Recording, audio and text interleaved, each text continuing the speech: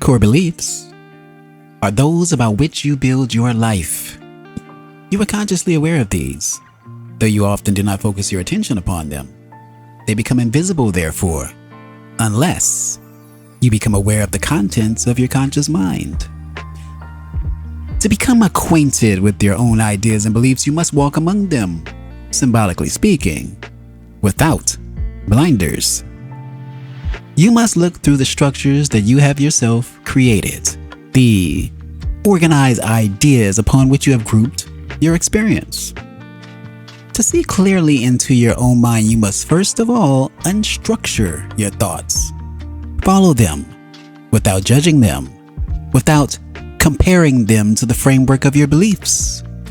Structure beliefs collect and hold your experience, packaging it, so to speak. And so when you look at a given experience that seems like another, you put it into the same structured package, often without examination. Such beliefs can hold surprises. When you lift up the cover of one, you may find that it has served to hide valuable information that did not belong there. An artificial grouping of ideas like paper flower can be collected about a standard core belief. The core belief, because of its intensity and because of your habits, will often tend to attract itself to others of a like nature. They will hang on. If you are not accustomed to examining your own mind, then you can allow separate growths of this kind to form about a belief until you cannot distinguish one from the other. This can develop to such an extent that all of your experience is seen only in relationship to this idea growth. Data that seems unrelated to this core belief is then not assimilated, but thrown into the corners of your mind unused, and you are denied the value of the information. Separate portions of your mind can contain such chambers of inactive material. This information will not be a part of the organized structure of your usual thoughts.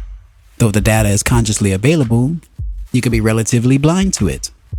Usually, when you look into your conscious mind, you do so for a particular reason, to find some information.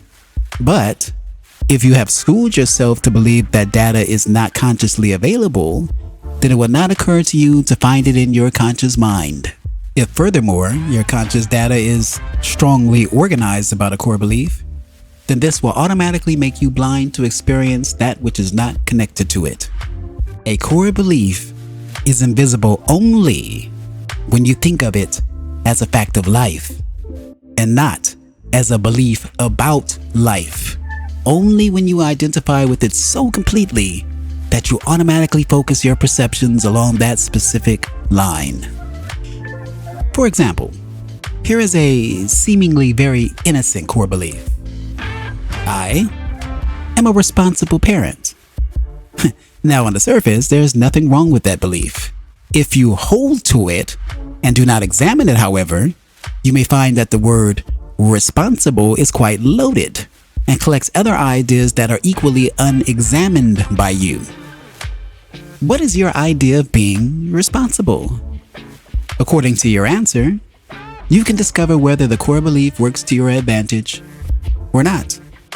If responsible means I must be a parent 24 hours a day to the exclusion of everything else, then you may be in difficulty, for that core belief might prevent you from using other abilities that exist quite apart from your parenthood. You may begin to perceive all physical data through the eyes of that core belief alone. You will not look out upon physical reality with the wonder of a child anymore, with the unstructured curiosity of an individual, but always through parental eyes. Thus, you will close yourself off from much physical experience. Now, telepathically, you will also attract unconscious data that fits into this rigid pattern, according to the strength and stubbornness of this idea and whether or not you are willing to deal with it. You may narrow your life still further, all information of any kind finally becoming relatively invisible to you unless it touches upon your parental reality. This marks the end of Seth Speaks, The Nature of Personal Reality. Chapter 4, Part 19. Let's talk about it. So here Seth is explaining the concept of core beliefs and how they shape our perception and how they shape our experiences.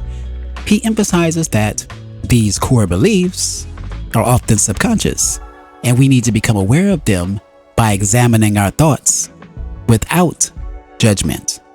Now, core beliefs can package our experiences and limit our perception, making us blind to information that doesn't align with these beliefs.